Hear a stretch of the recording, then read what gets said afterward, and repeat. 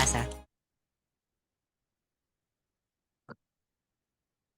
Amen. Mapagpalang gabi po sa bawat isa. Good evening po sa buong J Blue family. Nasan man po kayo naroroon. Yan, good evening po maging sa mga kasama po natin tonight sa atin pong live stream ngayon sa Speak Life. So, welcome to everyone. So, ayan po, we welcome you to our Speak Life Season 3, Episode 4. Ayan, so episode 4 na po tayo. So, praise God po. Ayan, sa gabi pong ito, maging sa buhay po ng bawat isa. So, again po, we welcome every one of you. So, sa mga kasama po natin tonight, ayan, you can freely use our comment section po. You can comment down below kung nasaan man po kayo naroroon na nakikijoin sa atin ngayong gabi pong ito at we will read your comments po later. Ayan. So, it's still February. So, alam naman po natin na pag February, the world is celebrating Hearts Month or sabi nga po yung araw ng mga puso. Ayan. Pero kay Lord po, araw-araw, lagi nating nararanasan yung kanyang pagmamahal. So, ayan. So sa gabi pong ito, samahan niyo po muli ako at kami sa atin pong makakasama din po ngayong gabi pong ito. So tayo po ay sama-samang magkwentuhan at marinig po ang mga testimonies ng ating pong mga kapatid na makakasama po natin ngayong gabi pong ito. So again po, good evening to everyone. Ayan. So wag na po tayong magpakatagal. So I just want um to wait lang po. Ayan. So, ayan. Okay, so sa gabi pong ito, muli po ako pong inyong lingkod, Pastora Chic Alvarado at tayo po ay nasa Speak Life Season 3 ngayong gabi. So, this night po, ayan. So, ina-encourage ko po muli ang bawat isa na maki-interact po kayo sa amin through the comment section at mamaya po ibabasahin po natin yung mga comments niyo po. Ano po. So, sa gabi pong ito, ang makakasama po natin na magbabahagi ng kanila pong life story, ng kanila pong testimony ay married couple. So it's our first time po na magkaroon ng guest na married couple ngayong in our season 3. So ako po ay excited and I believe ang bawat isa rin po sa atin to hear kung ano po yung ginawa ni Lord at ginagawa ni Lord sa kanila pong buhay. So ngayong gabi pong ito, ang makakasama po natin na ibahagi ang kanilang kwentong pag-ibig, yan, at kwentong mag-asawa. Ayan. So, J Blue family at sa mga kasama po natin ngayong gabi pong ito, let's welcome Brother Shalem and Sister Rayanne Bedanya. Hello, hello! Hello, good evening po, Pastor Chic, and good evening po sa lahat ng mga nanonood sa ating Speak Life Season 3. Hello po. Ayan, hello, may background. May kasama pang Hello po, hello Iyay, hello Shalem, hello Maya. Narinig natin si Maya. So, ayan. So, start na tayo. Huwag na tayo magpakatagal. So, ikwento nyo naman sa amin, syempre, yung kung paano kayo nagkakilala, saan kayo nagkakilala, and first impression nyo sa isa't isa. Ayan. Ikaw. Nagkakilala kami noong May 1, 2012 sa Solano. Hindi ko sure kung Solano ba yung resort na yun. Basta meron kasing that time family day din sa lugar nila sa Vizcaya. Tapos parang nasama kami ni Pastor June Lee that time na nasa Jesus Loves You pa ako. And then ayun, May 1, 2012 yun nung una ko siyang nakita.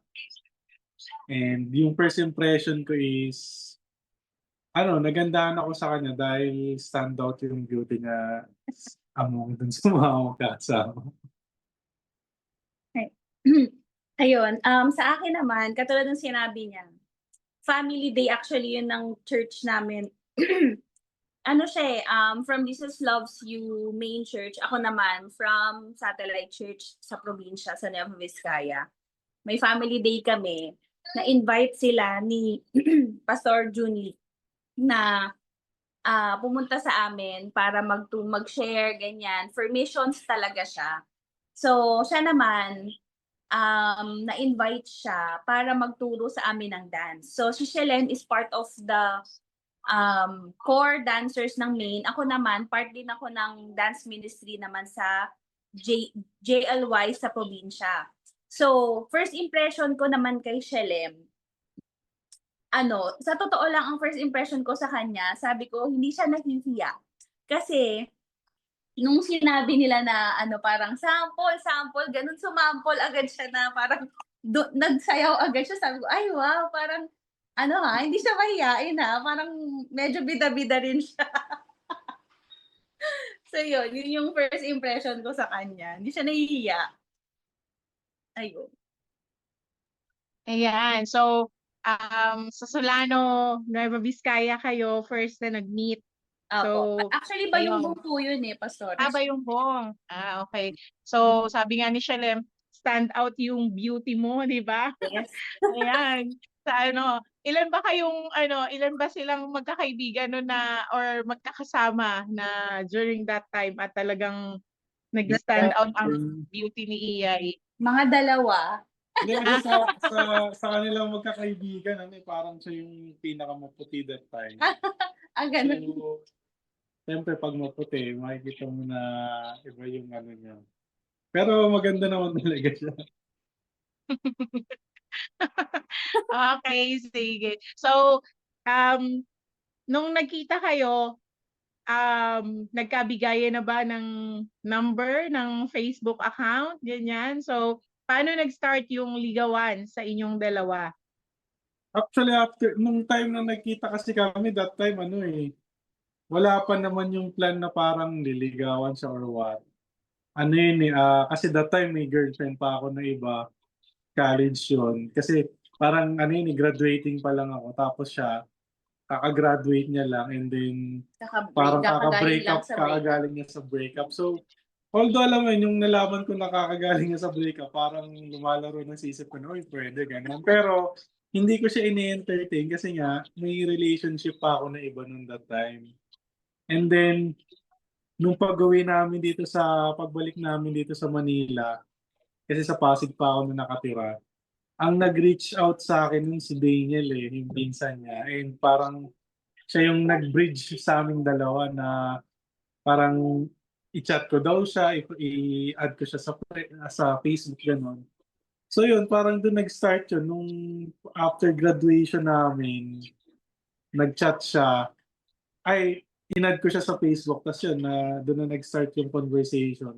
Parang, hi, hello, kamustahan, gano'n.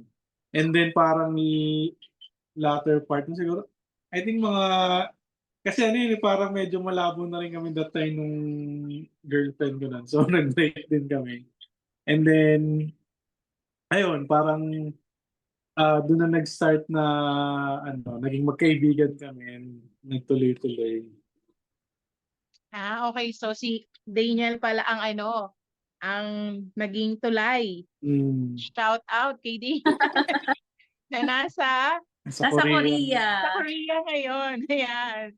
Okay, so si Daniel pala ang ginamit ni Lord para magkaroon kayo ng ng communication sa isa't isa. So,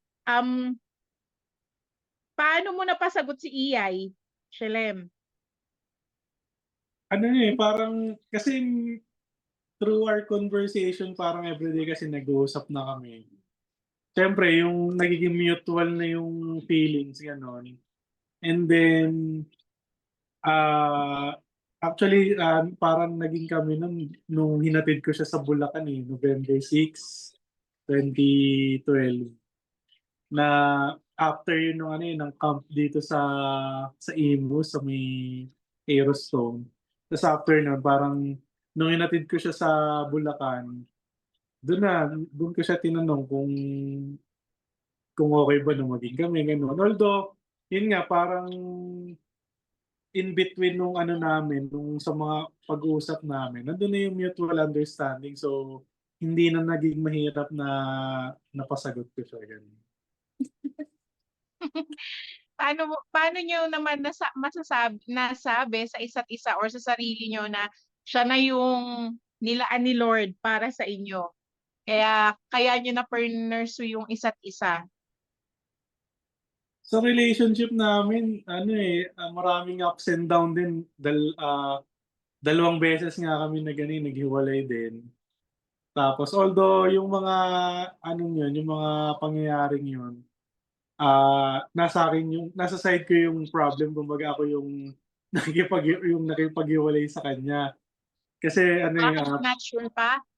oo, siguro may mga uncertainties pa that time na parang siya ba talaga or meron yung iba or iba ba yung para sa akin ganun. Kasi yun yung parang midlife crisis na nasa age ka ng 20 to 25 yung around that year eh. So parang alam mo yun as lalaki, ah nagkaroon pa ng mga hindi alam yung parang Explore. o parang Explore hindi yun. naman ako nag-explore pero yung parang hindi ako sure kung siya ba talaga or what. And then yung sa mga yung naghiwalay kami na tas yun nga, 'di ba pumunta siya ng Japan nung naghiwalay kami.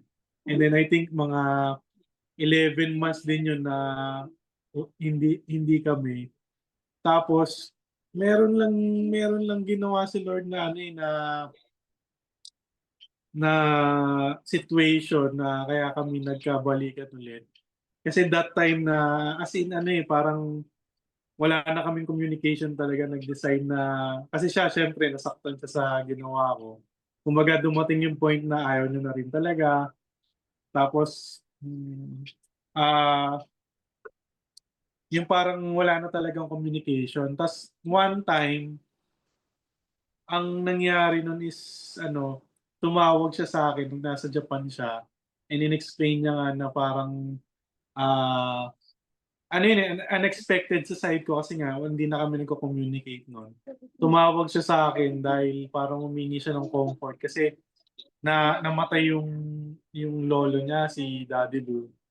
And then parang, I don't know, parang dun ulit, parang sabi ko, Lord, ito ba yung sign para kumbaga magkaroon ulit kami ng communication, magkabalikan kami gano'n. And then true enough naman, dun sa yung time na yun. Although may mga ginawa rin ako, sa part ko, may ginawa akong way. Kasi yung side niya talaga, kumbaga nagalit din sa akin lahat. Kasi nga, kumbaga nasaktan ko yung family niya, si Iyay. And then yun, parang niligawan ko yung buong family ulit nila. Tapos, yun na yung time na talagang pinag-pray ko din kay Lord na, kung siya talaga yung bibigay niya para sa akin, gagawa rin siya ng way para yun, yung kumbaga ako nagpaplano na ako na mag-propose kasi yun na lang yung parang last chance ko para balikan niyo ulit ako or maging kami na talaga for life eh. Kasi parang hindi na dapat parang maglalaro ka pa dun sa relationship. Kaya yun na yung naging alas ko na nung pinuntahan ko siya sa Japan doon, nag-propose na ako sa kanya. So sa side mo naman, Iyay, nung after niyong mag-break up and then eto na naliligaw ulit si Shalem, ano yung parang nagbigay sa'yo ng assurance na i-accept ulit siya at mag-go na talaga sa relationship niyo after nung twice ba kayo nag-break up? Yes, twice. Twice. O Pero after nun, yung una, mabilis lang, 2 months parang lang. 2 months lang. so mabilis pa yun. Mm-mm. 2 months sa breakup. Tapos yung pangalawa, mas mahaba-haba. 11 months. Oh. So So, in your part, Iyay, ano yung parang, yun nga, yung kumbaga, nagbigay sa'yo ng na i-accept ulit siya. sa akin po kasi, nung nakilala ko si Shelem, nung tinanggap ko na siya, actually bago pa siya dumating sa buhay ko, kakatapos ko lang sa breakup nun. sa relationship with an unbeliever. So, ang prayer ko talaga no, Lord, yung susunod kong makaka-in a relationship, siya na talaga. And yung desire ko is yung tao na malapit talaga sa Panginoon, yung may commitment. Nung dumating si Shalem, tapos naging okay yung relationship namin, sa akin, sigurado na ako na siya talaga yung answer sa prayers ko nung nakilala ko siya. So, from the very beginning of our relationship, ano na ako parang secured ako na siya, gano'n. Pero lagi yung sinasabi sa akin no'n, wag mong ano 'yun, parang 'di ba lagi mo sinasabi sa akin no'n, wag mong ibigay sa akin yung security, yung parang gano'n. So, na ako na talaga, parang somehow may mga hint na ano pala, may mga hint na may mangyayari talagang break up. Pero sabi ko talaga alam ko talaga sa sarili ko in my heart na siya yung answered prayer ko. Tapos nung naghiwalay kami, nung first breakup namin sabi ko ano rin may confidence din ako na parang ano 'to, parang babalik lang 'to, parang ano lang, parang may phase lang siya sa life niya na ganyan. Parang ako may alam ko kasi na kumbaga may alam ko lang sa sarili ko na na siya talaga ganyan. So, hinahayaan ko every time na may mga desisyon siya na ganyan, sige ako, no questions asked, sige let go, ganyan. Alam ko sa Lord na siya yung binigay na siya yung answered prayer ko from the Lord. So, kapag nagkakaroon siya ng mga uncertainties sa sa mind niya, nile-let go ko siya with no questions talaga. Nasasaktan ako pero hindi 'di ba hindi kita inaaway, hindi ko kine-question talaga. Parang ako sige let go, pero alam ko sa sarili ko he will come back. Nung pangalawa namin, that was the biggest breakup and longest breakup. Talagang yun yung pinakamasakit na part na nung una okay pa yung namin, okay pa yung relations, parang okay pa yung communication natin for the first few months. Pero kasi naniniwala pa rin ako, ni-let go ko rin siya, no questions asked ulit yun Kumbaga, yun yung decision niya, okay sige let go. Alam ko sa Panginoon na babalik siya, ganyan. Tapos, yung confidence ko na hindi dahil ganto ako, ganyan. But I just know that He is really my answered prayer. Siya yung hiningi ko sa Panginoon. So, as time goes by, humahaba rin yung panahon na hindi kami, ganyan. Sabi ko, napapaisip ako na, tapos may mga dumadating na din na ibang tao sa buhay niya, sa buhay ko. Sabi ko, parang may mga times din na siya ba talaga? Pero, sa totoo lang, wala kahit isa for that 11 months Pastor Rashid, 11 months wala akong in-entertain na manliligaw. Siguro may nagparamdam, pero hindi talaga ako. Parang feeling ko ayokong magpaligaw kasi kawawa naman yung tao. Kasi alam ko sa sarili ko na babalik siya. Ganon. Parang alam ko na talaga. So, Ano yun, parang ano lang, paano mo nasabi na talagang you just know, meron bang confirmation through word, dreams, or paano kinonfirm sa'yo ni Lord na talagang si Shalem yung binigay niya sa'yo? kasi siya very specific kasi yung yung desire ko noon. Sabi ko anak ng pastor. Yung mapapangasawa ko. Anak siya talaga ng pastor. Parang gusto ko kasi yung family na yung parang very guided siya sa word. Actually pa nga nun ang ang desire ko rin nun maging pastor's wife Pero yung isa talaga sa main na ko na desire ko is magkaroon ng ng family na pastor yung niya, yung father niya. Kumbaga guided siya. Kasi nandun yung andun yung anong tawag sa andun yung foundation, andun yung guidance. Kumbaga mas strong yung yung sa kanya yung faith niya, kumbaga yung pundasyon niya. Tsaka yung yung pinaligiran niya is founded talaga sa Panginoon. So very very mahalaga rin sa akin 'yun. So isa 'yun sa sa isang answered prayer ko. And ang prayer ko rin talaga sa Panginoon nun katulad ng sinabi ko kanina, kung sino yung susunod, siya na talaga. Siya na So, kumbaga talaga. parang yung specific prayer mo, siya yung Siya yung naging dumating. answer. Oo. Opo, siya yung dumating na siya, kumbaga responsable, tapos ano, anak ng pastor, ganyan. So, may mga box na tsaka ano siya, very committed talaga, very committed sa ano, sa church lalo na nung mga panahon na yon, as in kahit isang tawag lang ng ano, naa-amaze ako dun, eh. Kumbaga parang isang tawag lang ng leader niya, andiyan agad siya. Isang ano, kumbaga very ano ka nun, eh, 'no, very on fire, ganyan, very committed talaga at that time. So, siyempre nag-iba na ngayon kasi may mga pamilya na iba na yung mga ano, pero at that time during his prime era ng youth, kumbaga talagang naaano ko, dun ako mas humahanga sa kanya. Na ano, na bilang yung commitment niya sa Panginoon, ito talaga yung ano, eh, ito talaga yung gusto kong ano, eh, mapangasawa, ganyan. So, Oo. yun siya din naman talaga yung binigay ng Lord. Alam ko talaga sa heart ko na babalik at babalik siya. So, ayun nga, totoo nga, bumalik nga siya. Kahit ano, parang Bumalik nga. it seems impossible na talaga kasi magkalayo na kami, wala ng communication, in terms of distance, wala na rin. Pero sabi ko no'n, nung bumabalik na siya, hindi ko siya tinanggap agad. Kumbaga sabi ko rin sa Lord no'n, kung siya na kung Lord, kung desire mo na magkabalikan kami, ang desire ko naman ngayon is hindi na ako. Kasi kung ako lang, tatanggapin ko agad siya, eh. Kumbaga kasi alam ko na sa sarili ko na siya, eh. Kumbaga sabi ko, i-honor niya naman yung parents ko, na hingin niya yung blessing from my parents. Hindi ko sasabihin sa kanya, ha. Kumbaga, yun yung sinabi ko lang sa kanya, sinabi ko lang yun sa Panginoon na this time, yung family ko i-honor niya, especially yung parents ko, na hindi lang ako yung tatanungin niya ng, pwede bang tayo na ulit? Parang gano'n, eh, di ba? Parang, so, ang ginawa niya, true enough naman, kahit hindi ko sinabi sa kanya na parang, ganito gawin mo, ha, tatanggapin lang kita kapag ganito, ha. It's really just between me and the Lord. And true enough, ginawa niya siya without talagang walang instructions from me. Talagang So, naging ano mo rin. confirmation ulit siya. Yes, naging confirmation ulit siya. And isa pa, sabi ko pa no'n, isa pang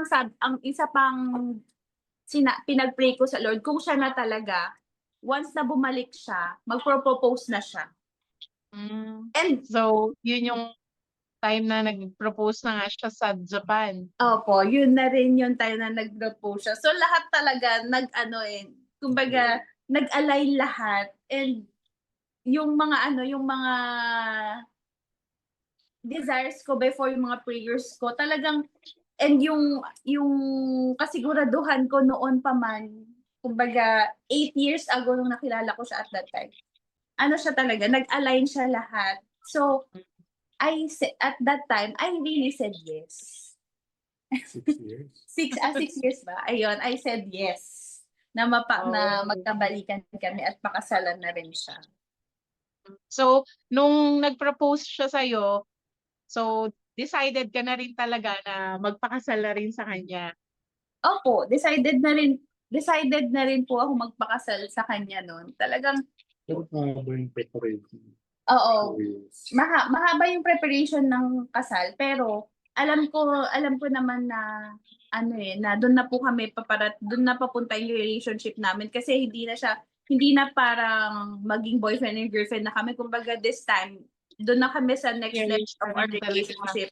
Talagang hindi na kami uncertainties, hindi na namin lalagyan ng uncertainty yung relationship namin. Kumbaga, meron na kaming goal towards yung sa marriage niya, na yun naman talaga dapat kapag nagde-date, yung date to marry, 'di ba? Yeah. So, Ayun ang goal, no? opo, yun yung goal. So, yung engagement, naging mahaba siya, pero the goal is still the same, which is to marry each other. Kahit na naging long engagement siya, it took us 2 years na mag-plan na ano, 'di ba, fiancé. So, kahit na 2 years 'yon, sa loob ng 2 years na 'yon, wala ng uncertainties, 'di ba? Kasi yun na yung naging ano namin, eh, focus namin, yung goal na is to really for dun sa sa marriage niya. Speaking of marriage, yan. So, i-share nyo naman kasi one of a kind din, di ba? Yung naging kasal nyo. Kasi that was the early days ng pandemic, 'di ba? Ayun yung Opo. nagkaroon ng pandemic. So sige, share niyo naman sa ating mga manonood yung inyong journey ng marriage. Tsaka yun nga yung nung mismong kasal niyo. Ayun, nung 2020, actually ano yun, 'di ba nung January 2020 ang daming nangyari nun. Isa dun yung pumutok yung yung bulkang Taal. Taal. Tas naapektuhan kasi yung venue Venue. sana namin sa wedding. And yun nga, medyo parang naging challenge sa amin na, naku, paano kaya yan yung venue natin na parang natabunan ng abo, parang maraming, kumbaga naapektuhan yung venue talaga eh. And then, although yun nga, talagang pinagpipray lang namin kay Lord na kung ano yung will niya, yun yung mangyari talaga. And then, ayun nga, nung pumasok na ang March, sakto nun, pauwi siya, March 15. Tapos dun nag-start yung lockdown naman. Tapos parang, syempre yung wedding date kasi namin is April 3, 2020. And yun nga, dahil nag-lockdown, walang mga travel, bawal mag-travel, bawal lumabas. So, parang naging rin kami, kumbaga inisip namin na paano na yung wedding, anong gagawin. Pero yun nga, talagang through, through yung sa guidance ng Lord sa amin. Kasi that time naman, syempre humingi din kami ng advice kung itutuloy na ipo-postpone ba or itutuloy namin. Pero yun nga, yung na-receive kasi namin is talagang ituloy na yung wedding kahit ah kumbaga konti lang tayo nun, 'di ba? Konti lang yung, kumbaga family ko lang yun nandun. Yung family niya kasi hindi nakapunta. Pero yun nga, praise God kasi kumbaga naging smooth pa rin yung wedding that day. Na kahit hindi siya yung dream wedding namin dalawa, pero siya parang talagang kumbaga para sa amin ito yung plano ni Lord para sa amin eh. Hindi man siya yung bonggang-bongga na gusto namin kasi 2 years namin siyang plinano eh. 2 years namin siyang pinag-ipunan, 2 years namin siyang pinaghirapan na mabayaran yung mga suppliers, gano'n.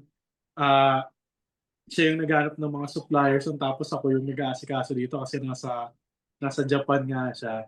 So kumbaga, kung titingnan mo yung effort namin, yung time, yung money, kung wala kang roots sa Panginoon, parang manghihinayang ka talaga sa lahat ng mga pinagpaguran mo eh. Pero yun nga, naging grateful and thankful lang kami sa Panginoon kasi nakita rin namin kung ano yung essence talaga ng marriage, which is yung union ng dalawang tao, ng isang babae ng isang lalaki, na yun yung mas mahalaga, hindi yung ang dami mong bisita, ang dami mong pagkain. Kumbaga, ano na lang yun, bonus na lang yun kung hindi nagkaroon ng pandemic. Pero dahil nga ganun yung situation, talagang pinakita rin ni Lord sa amin kung gaano siya ka-faithful sa amin, kung gaano siya kabuti sa amin. Kasi kahit napakasimple lang nung naging wedding namin nun, pero sobrang intimate naman siya and talagang full of love din.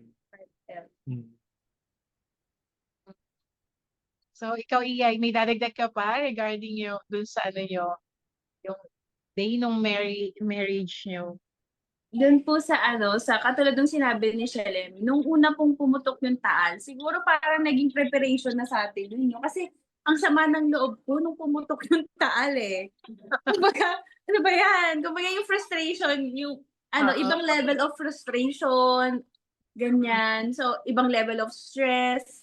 Pero, surprisingly, nung hindi na, yung mismong, to think malayo pa po yun, January, April pa po yung kasal namin. So, yung level of stress ko na is intense. Parang naging preparation na siya doon sa much bigger pala na na mangyayari ng April. As in, lahat talaga ng plano, wala. Kumbaga nung una, venue lang yun, na-stress na ako, frustrated na ako. Yun pala, there's so much more. So, April talagang even yung family ko, hindi pala makakapunta. So, yung time na yun, hindi siya ano eh, hindi siya frustration. Hindi frustration yung yung naramdaman ko. Ang naramdaman ko lang noon, gusto ko nang magpakasal. Eto na yung day na binigay ng Lord, na pinag-pray natin na wedding day natin, ipupush na natin to no matter what. Parang wala nang makakapigil. Ito na Parang kami. makakapigil kahit Oh. pandemic. Opo, kahit pandemic. Kumbaga, mas naging wait lang anak, mas naging focus kami sa kung ano talaga yung katulad sinabi niya, kung ano yung reason kung bakit kami yung sa union talaga namin. Kasi wala ni mga fancy things eh. Minsan kasi ganun pala ang buhay. Madali lang pala siya.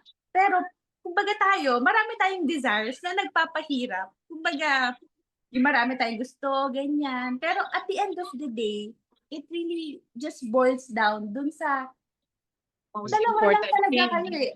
At ang That's Panginoon talaga yung magbubuklod sa inyo. Yun yung mahalaga. Sabi, kahit nga lang yung officiating minister, ako, si Shelem, at ang Panginoon nandyan, okay na pala, yun na pala talaga yung So mas naging rooted talaga sa Lord, mas founded sa Lord yung araw na yon. Hindi siya yung para mag-entertain kami ng bisita, makain namin yung mga gusto naming pagkain, masuot ko yung wedding gown of my dreams, ganyan.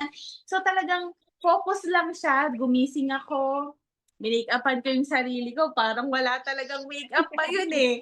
Woke up like this na lang siya eh. Kumbaga, na lang eh, kung ano talaga yung reason ng union ninyo, kayong dalawa, mas naging, malalim siya sa Panginoon talaga nang galing. Hindi hindi talaga na namin siya masasabi na it's just it's just our desire. Kumbaga, ito na talaga yung gusto sa atin ng Panginoon. So let's just accept it. Walang talaga nung araw na yun, walang halong frustration, walang halong sama ng loob. Unlike nung January na naramdaman ko, very surprising siya. So nung kinasal kami, very siya eh, actually intimate siya. Very heartfelt. Pero nakita ko din kung paano kumilos ang Panginoon kasi pinrovide niya rin talaga lahat. Kasi bawal lumabas nun eh. Talagang kung ano lang yung resources na mayroon kami sa bahay, sa kapitbahay, kahit yung nagtahi ng sinuot ko noon kasi medyo mahaba siya kasi hiniram ko lang din dun sa sister-in-law ko. So, kumbaga, pati yung cake, lang din, yung ka-church din natin, yung pastor, yung papa niya, kumbaga lahat din, andun sa loob ng subdivision. So, it's really God's provision and miracle na lahat ng kailangan namin. Tapos yung flower, yung nasa vase lang, yung yung nakinuha lang sa vase na plastic. DIY talaga kasi kahit yun hindi niyo po mabibili nun eh. Yeah. So, yung pagkain talagang niluto ng mga mothers from the church, yung mga nandun lang din sa subdivision na nakatira. Kumbaga, naging naman siya, naging okay yung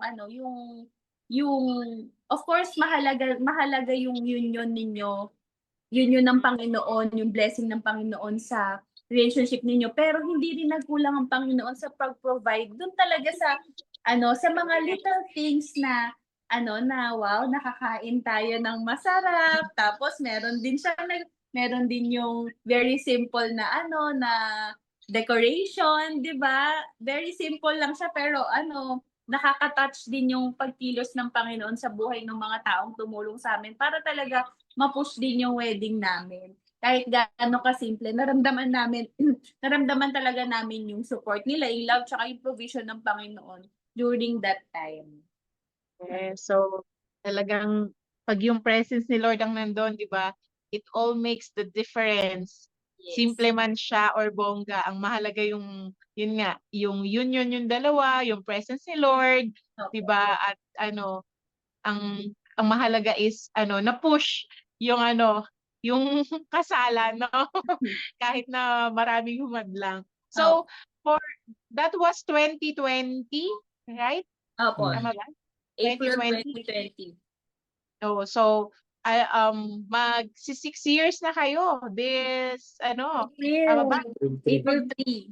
April 3. So for almost 6 years bilang mag-asawa. So ano yung mga na-discover nyo sa isa't isa that parang hindi naman yung totally na shock pero dun nyo na nakita sa isa't isa nung magkasama na kayo sa isang bubong.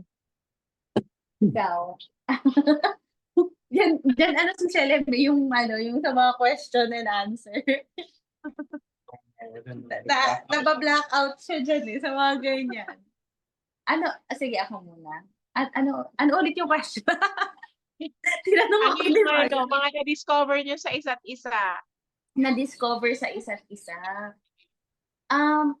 Na-discover ko po pala na si Celeb, I thought, extrovert siya, pero introvert pala siya. Introvert pala siya. Katulad din ng kasi po nakilala ko siya, 'di ba? Very active sa ministry, ganyan. Tapos ang bilis sumayaw kapag sinabing sasayaw, sumasayaw agad. Kumbaga hindi siya with no hesitation. Pero nung nakasama ko na siya sa isang bubong, pala siya, pwede siyang hindi magsalita the whole day. Pwede siyang hindi maki-interact sa tao the whole day. Kumbaga kaya niya. Kaya niya pala yun. Pero syempre minsan kadalasan, pinipili niya kasi matanong din ako, ganyan. Kumbaga gusto ko na nakikipag-usap, ganyan. Katulad ng question and answer, ganyan. Like ko siyang tinatanong. Kumbaga, ini-stir up ko siya ng mga questions para makapagsalita siya kasi kaya po pala niyang hindi magsalita the whole day. At makipag-interact. Oh, At yun yung na-discover mo kay Celeb. na-discover ko kay Shel. Opo, yun po yung na-discover ko kay Shelem nung nasa loob na kami ng isang bahay. Ikaw. Ikaw naman, Celeb. Anong na-discover mo kay Iyay? Ano ba? Wala. Kasi, eto na talaga ako, ganun.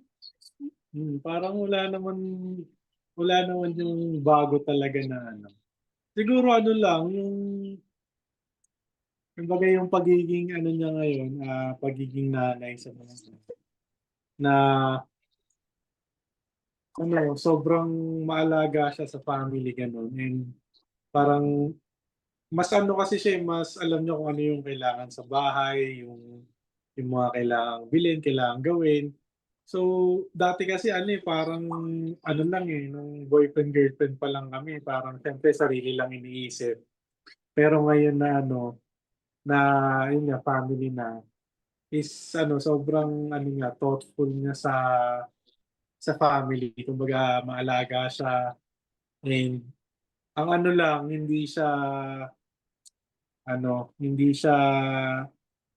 mahilig maglinis ng bahay. So ako yung tagalinis ng bahay. Dati, nung tayong dalawa lang naglilinis ako. Pero kung dalawa, may anak na. Ayan, last na yun. Na-improve na. Opo, na-improve na. At isa pa pala yun, Pastor, dati, hindi ko rin akalain na pala siya, magaling pala siya sa mga gawaing bahay. Pala siya, maasahan pala siya. Kumbaga partnership pala siya. No gender roles. Kumbaga hindi nagluluto, naglalaba, naglilinis, ganyan. So, yun din yung isa rin na surprising. Oh.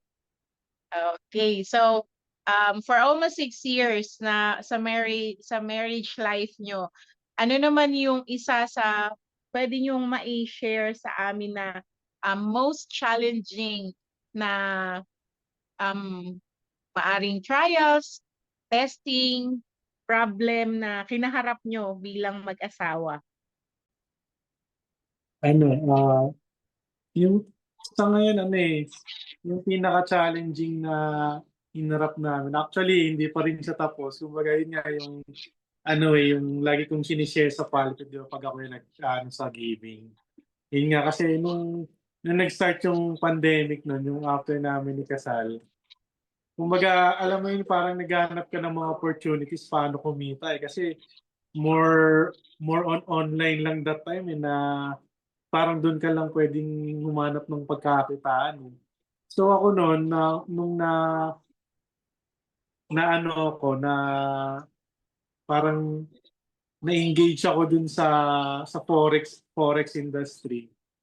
So parang nung natutunan ko siya, nung nalaman ko siya, parang feeling ko ang daling kumita. So dumating yung point na nagpa-invest ako. Kumbaga akala ko kasi ano, madali lang kumita. Sige, ano, yung kagustuhan mong tumulong para kumita din yung iba.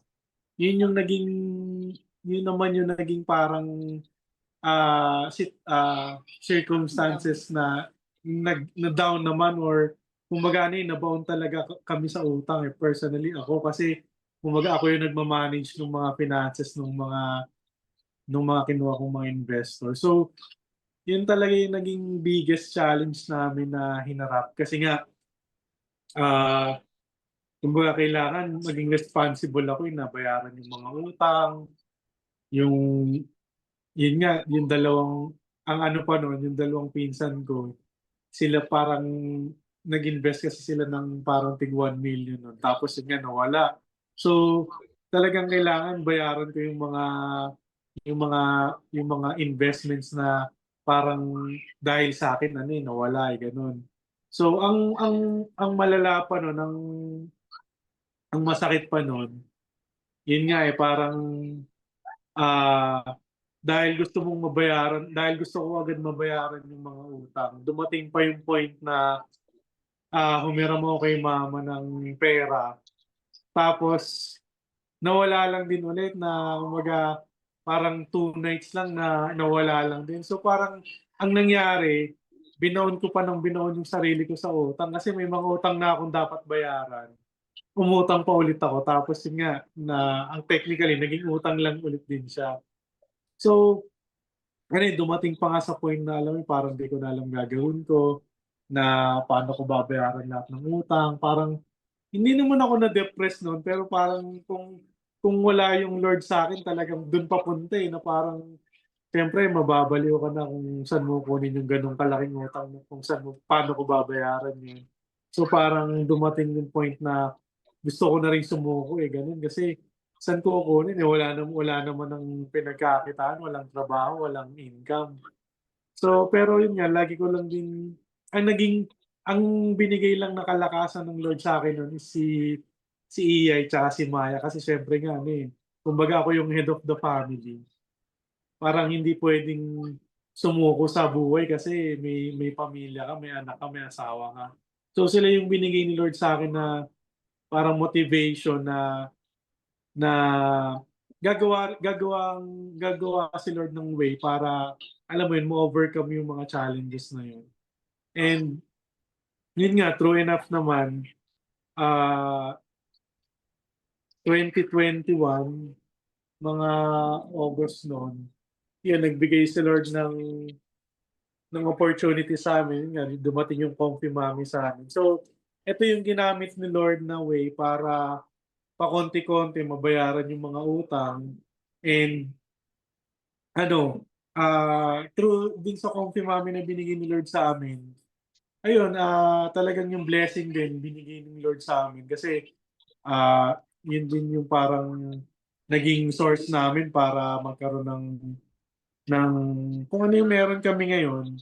And talagang ano lang din eh, 'di ba sabi nga sa Bible na kung mapagkakatiwalaan ka sa maliit, pagkakatiwalaan ka sa malaki. So, yung binigay ni Lord sa amin yung Comfy Mami, talaga nag-start din kami nun sa small. Pero naging faithful kami sa Lord na sabi namin, Lord, kayo yung magpapalago nito. And bigyan niyo lang po kami ng wisdom, ng kakayanan na mapalago yung Comfy Mami. So, ayun, sa marriage namin, ano yun pa lang naman yung biggest challenges namin na talagang sa finances din. Kasi kung sa ano naman, kung sa ano ba to, tama ba yung term, yung marital, hindi naman kami nag-aaway. I mean, hindi kami nagsasakitan, wala naman hindi rin kami yung parang laging nagkakasakit or what. Kumbaga, sa buhay mag-asawa, ang naging challenge lang talaga namin and yung parang pinag-aawayan before is yung sa finances. Kasi nga, nabaon ako sa malaking utang. Ayun. Actually, ano eh, dati akala ko yun yung biggest challenge ng relationship namin. Pero just recently, nung naranasan ko lahat yung mga, lahat ng mga challenges nung pregnancy ko, second pregnancy ko, ano pala, parang okay lang, kumbaga maliit lang pala yung mga financial problems. Kung yung health na yung yung pinag-uusapan kasi it came to a point na sabi ko, Lord, kumbaga, Lord, dalawa na yung anak ko. Kumbaga, pag nahihirapan ako huminga kasi iba na po yung nararamdaman ko talaga. Kumbaga, health-wise, sobrang down. Ang parang pag sumikip na naman yung dibdib ko, tapos tumaas na naman yung BP ko, nakakakaba. Ibang level of ibang level of fear yung na pumapasok sa mind ko na para sa akin isa yun sa naging greatest challenge personally and ako as a mom dito sa family namin kasi sabi ko, Lord, dalawa yung anak ko, parang dalawa na yung anak ko, hindi ito yung kumbaga lahat na pala, lahat ng mga bagay na dati nating problema, pera, yung yung relationship o kaya yung mga bagay lang na mga wants natin, ganyan, mawawala pala talaga siya if nagkaroon ka ng problema sa health. Kumbaga yun na lang talaga yun. Mabubura na siya. Lahat to malalagpasan, lahat ng mga kahit anong problema, challenges, malalagpasan. Basta Lord, gawin mo kong healthy. Okay yung health ko, okay yung health ng family. Kumbaga, yung mga utang, mababayaran yan, malalagpasan. Kumbaga, ito yung greatest, yung naging prayer ko talaga sa Panginoon every time na actually hindi lang siya health sa physical pati yung mental health mo na rin kasi ang dami nang nangyayari sa hormones ko. Kumbaga kanda halo-halo na siya. Meron din yung time na sobrang sumakit yung ulo ko as in parang yung umiiyak na ako kay Shireen pero na feel during those times din pinakita rin ng Panginoon na na tiyak na ako na thank you Lord kasi naramdaman ko talaga yung warmth ng pagmamahal ng Panginoon through my husband during that time. Ang sakit-sakit ng ulo ko, hindi ako makahinga. Tapos meron din sumasakit sa tagiliran ko. Kumbaga lahat. Tapos CS din ako. So lahat ng mga masasakit sa physical, sa mental, mentally. Tapos ano pa nun, hindi pa ako nakakapag-devotion nun. So parang lahat-lahat ng mga weaknesses nasa akin ko, sobrang vulnerable ako at that time. Pero naramdaman ko during those times na talagang sobrang down in all aspects of my life. Naramdaman ko yung pagmamahal ng Panginoon through my husband. Sabi ko, Lord, kahit ganito yung nararamdaman ko, thank you kasi binigyan mo ko ng ganitong klaseng asawa na naiintindihan yung nararamdaman ko. Kasi kaya pala, sabi ko sa kanya, kaya pala nagkakaroon ng postpartum depression, no? Kapag during those vulnerable times ng mom, nakakapanganak lang nila. Tapos ganun yung nararamdaman nila. Tapos hindi mo pa mararamdaman yung support, yung love na kailangan mong maramdaman at that time. Kaya siguro sila talagang nagtutuloy-tuloy yung nararamdaman nilang depression. Pero at that time, sabi ko, Lord, thank you for saving me. Through dun sa pagmamahal na pinakita ni Shelem sa akin during those times na mahina ako. Na hindi ko kayang mag-ambag ng 50% ngayon kasi talagang lahat 100% siya talaga doon. Kasi wala akong maibigay nun diba? Ayun. Amen. Kaya napaka-importante talaga na yung partner natin is God-given partner kasi hindi naman natatapos yung kumbaga challenges sa pagpapakasal. Actually, it's just the start. 'Di ba? Parang yung na-experience nyo from before nung bago kayo ikasal, may mga challenges na and then here it comes sa married life. marami pa rin challenges, no? Kaya that's why we really need the God-given partner in life dahil talagang sila yung makakatuwang natin, no? Sa buhay na to.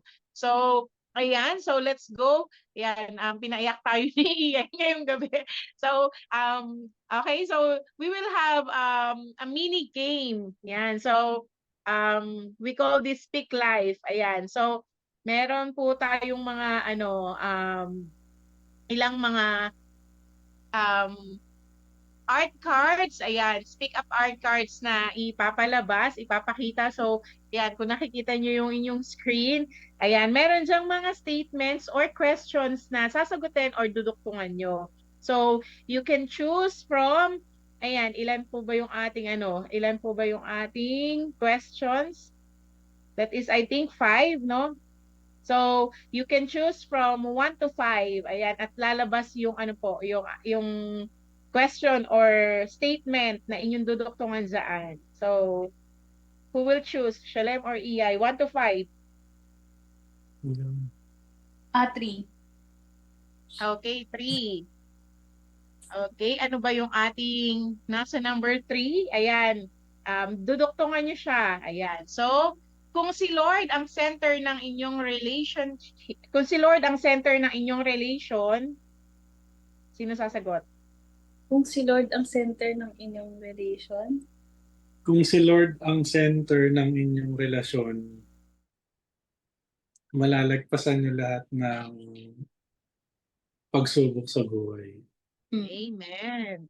Ikaw, Iyay. kung si Lord yung center ng inyong relasyon, mag-grow kayo as a person. Magmamature kayo. Kumbaga, mag-grow at magmamature kayo into the person that God wants you to be. Kung ano man yan. Kung pagiging tatay, pagiging asawa, pagiging kaibigan. Kahit anong relasyon pa yan. Kapag si Lord ang nasa center na yan, mag-grow ka at magmamature ka. Ayun. Yes. Okay, thank you for that. So, you can choose from 1, 2, 4, and 5. For our 5. next. 5. Okay, 5. What's in our number 5? Yan. So, dalawa rin kayong sasagot dito. So, nakalagay dito, nagpapasalamat ako sa Diyos sa iyong buhay dahil, sinong mauna?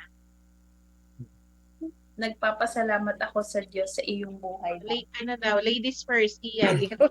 Nagpapasalamat ako sa Diyos sa iyong buhay dahil katulad ng sinabi ko sa iyo kanina, isa ka sa binigay ng Panginoon dito sa mundo na pinaparamdam niya sa akin kung gaano ako kamahal-mahal or how I feel loved dito sa earth.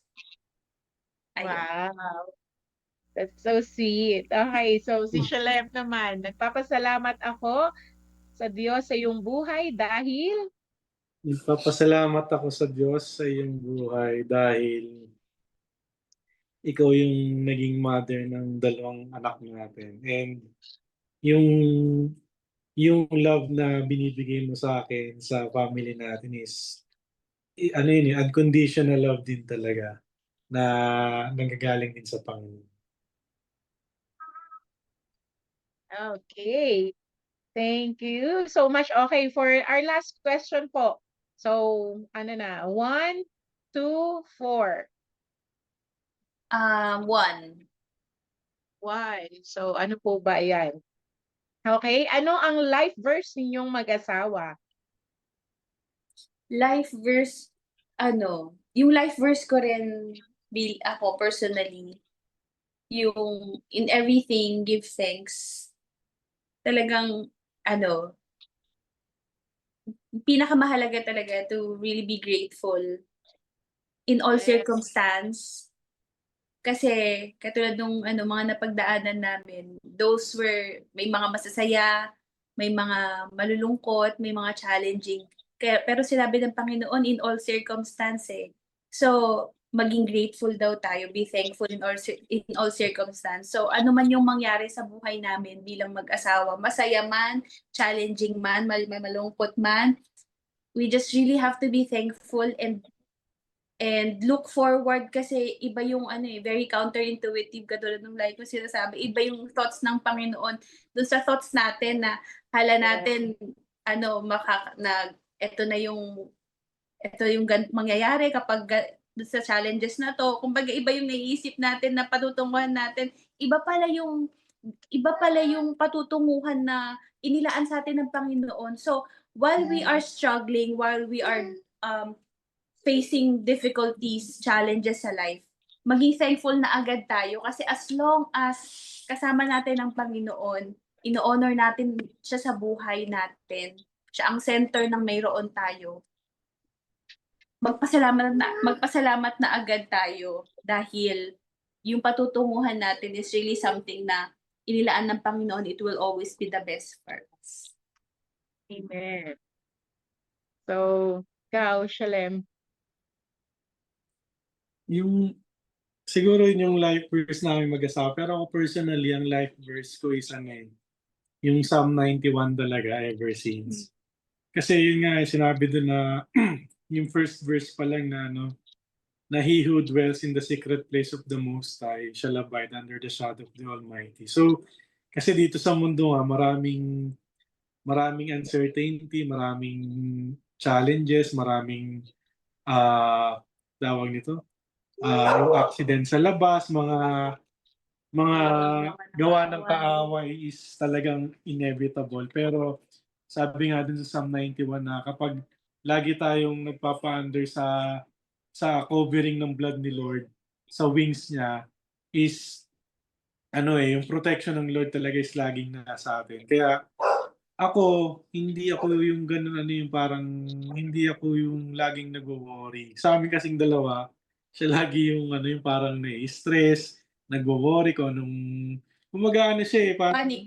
lagi siya sa aming dalawa siya yung ganun na parang paano na bukas, paano na ganito. Ako naman, ang lagi ko lang inaano din sa kanya is panghawakan lang namin lagi yung pangako ng Lord. Kasi kung nasan man kami ngayon, hindi naman dahil sa amin yun. Kumbaga,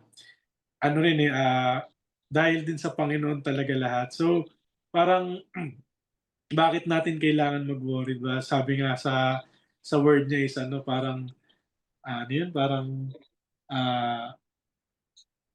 ano ba yung verse na yun?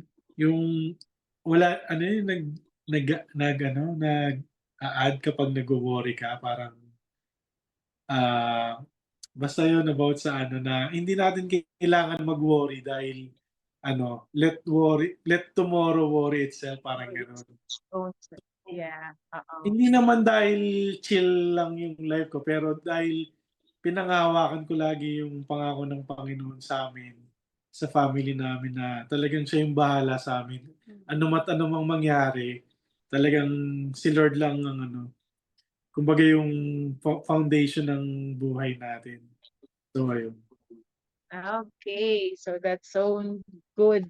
So talagang kay Lord lang ang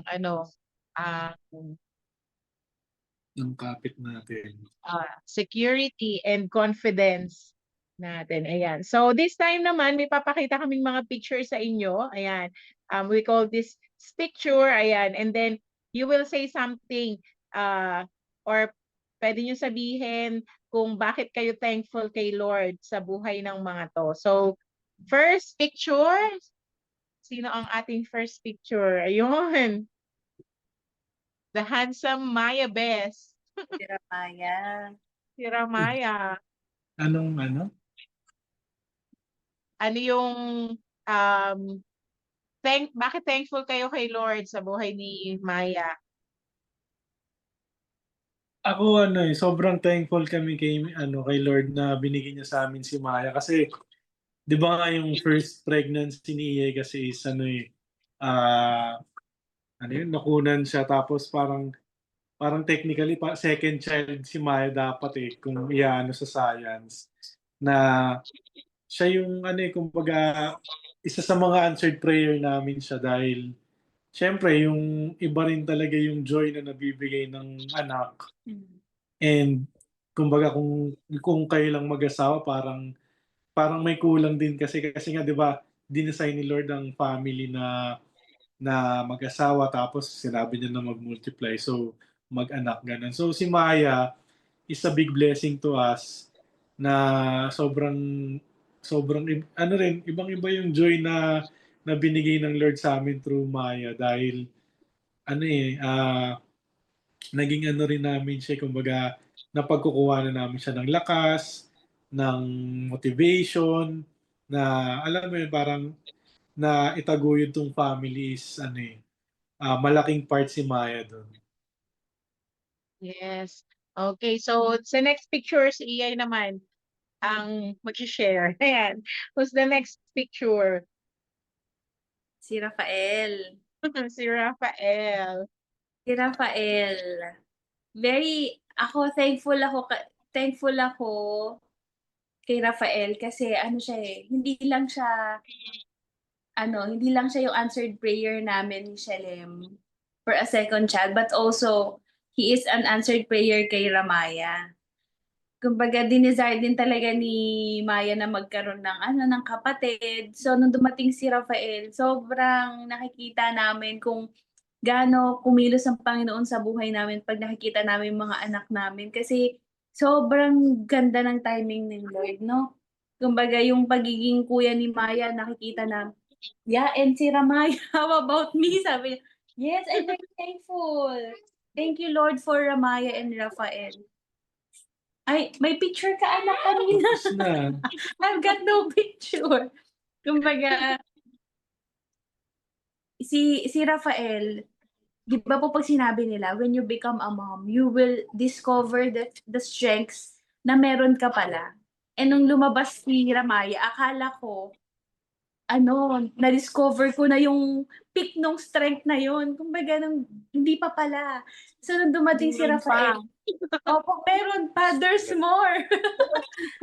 There's more. Ito pa pala yung next level of strength, next level of endurance. So talagang pag nakikita ko si Rafael, hindi lang siya yung miracle na after joy after loss. But also nakita ko rin yung sarili ko na Lord, thank you for sustaining us. For the strength na binigay mo, for the endurance na ibinigay niyo sa amin. Na talagang yung makikita mo yung makikita mo lang si Rafael, tapos magfa-flashback lahat siya. Mapapa-thank you Lord ka na lang talaga sa lahat ng mga napagtagumpayan na pagsubok para dumating si Rafael sa buhay po namin, sa pamilya namin. Okay, so for our last picture, ayan. So, kung may bibigay kayo na advice or payo sa makikita nyo sa screen ngayon tungkol sa married life, ano ang mababahagi nyo or mai-share nyo sa kanila? Sino kaya yon? Ano na? Ano yung maibabahagi mo doon sa married life? Sa viewers. Hindi, sa kanila. Sa atin. Yung newlywed na Shalem tsaka Iyay.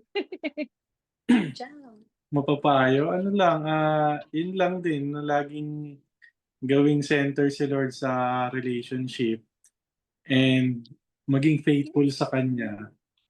And the same time, maging faithful sa isa't isa. Kasi sa mundong to talagang kakaiba rin, talamak din talaga yung di ba? Kaya maraming naghihiwalay kasi hindi nagiging faithful yung isa sa isa. So, para sa mga newlywed,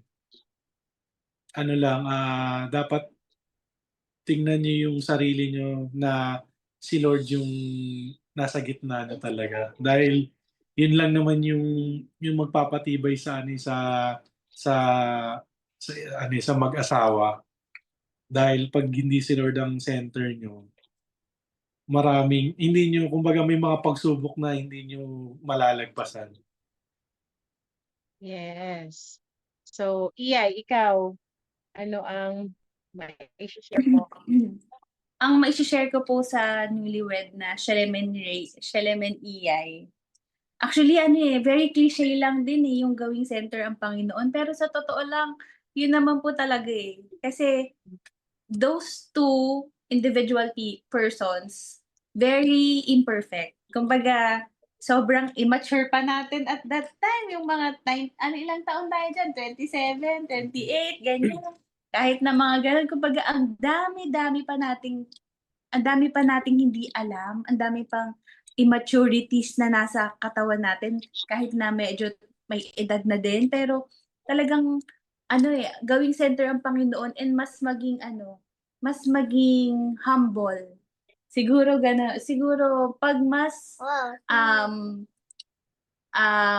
ilang years siguro bago natin natutunan yung humility dito sa relationship natin. Pero kung siguro mas matututunan ng mas newlywed couple na si Rayan and Shelem and Iya yung humility na talagang you humble yourself before the Lord and you also humble yourself as a result ng humility na yun before the Lord is i-humble nyo rin yung sarili nyo sa bawat isa na wala talagang pride. So, mas magiging maganda yung relationship na no matter how challenging, ganyan, ang dami yung pagdadaanan, may mga highs and lows, pero i-acknowledge talaga ninyo na imperfect kayo eh. So, ang kailangan talaga ninyo ay ang Panginoon sa buhay ninyo. And imperfect, i-acknowledge din ninyo, it also takes humility to acknowledge na nagkamali ako. Kasi kailangan din na marinig yun ng partner natin na nagkamali ako, ganito, and I'm sorry. Kumbaga, humility can go a long way. Yung pride is really, destructive. So, ayun, yung maipapayo ko sa kanila. Okay, so thank you very much, Shalem and Iyay, for sharing your wonderful love story and testimony. So, ayan. So, grabe no, more than 1 hour na agad tayo. Ang bilis. So, bago tayo magpaalam sa kanila, ano yung gusto nyong mga last words na pwede nyong ibahagi sa ating mga manonood? Ayan. Pwedeng si Shalem sa mga going to pa lang, married couple, at si Iyay naman dun sa mga newlyweds or yung mga newly couples. So ikaw, Shalem, dun sa mga young men, mga maaring naghahanap pa lang ng kanilang mga future wives or papunta na sa married life. Ano yung mga pwede mong maibahagi sa kanila na kumbaga parang natutunan mo throughout your journey na pwede mong ma-share sa kanila? Siguro yung ma-share ko lang sa mga young men na gusto pumasok sa marriage life is kailangan ihanda nila yung sarili nila na dapat sila yung maging provider ng family. Kasi ganun din-design ng Lord ang family na dapat yung head of the family or yung asawang lalaki, yung magiging tatay, siya yung dapat na magpo-provide.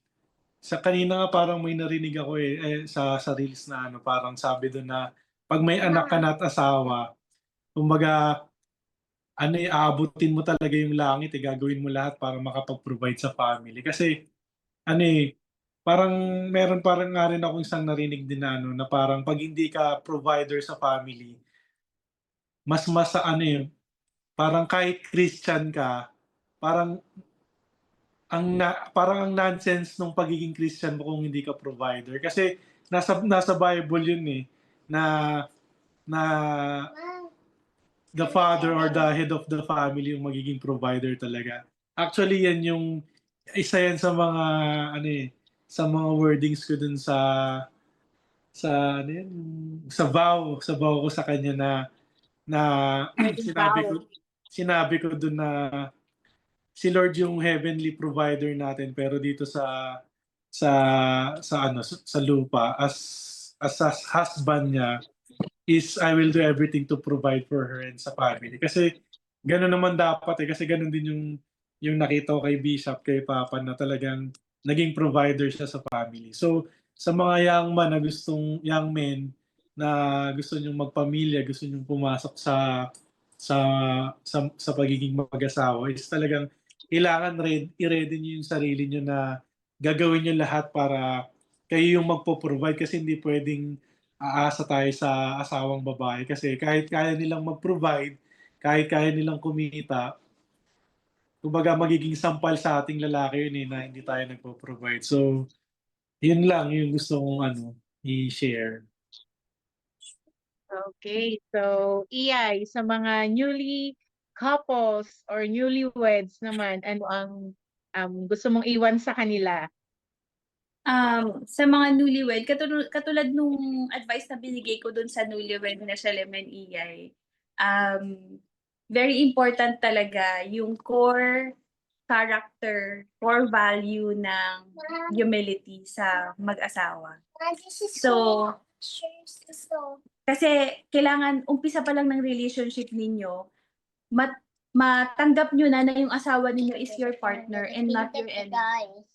Yes. So, yun dapat yung lagi nating tignan, na sa lahat ng bagay magkakaroon ng mga disagreements, pero hindi para mag-ano kayo, kumbaga hindi para lang may manalo, may matalo. Nagkakaroon ng disagreements or ng discussion because partners na kayo eh.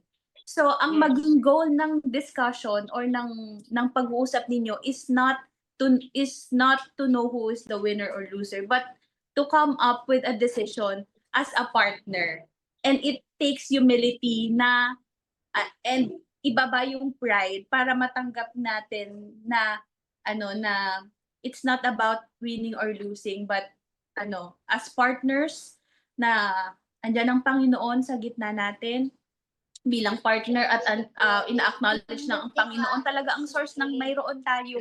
So wala na tayo kailangang maipagmalaki pa. Just humble yourselves as individuals, humble yourselves as a couple, and yung blessing will just flow freely from the Lord, going down to, of course, yung respect mo rin sa head of the family na ibinigay ng Panginoon sa inyo. Magfo-flow yun sa wife, and also makikita mo rin dun sa result din naman yung bunga ninyo, which is yung mga anak ninyo, kung paano rin bine-bless ng Panginoon, 'di ba? Makikita mo din yung fruit din talaga nung nung puno.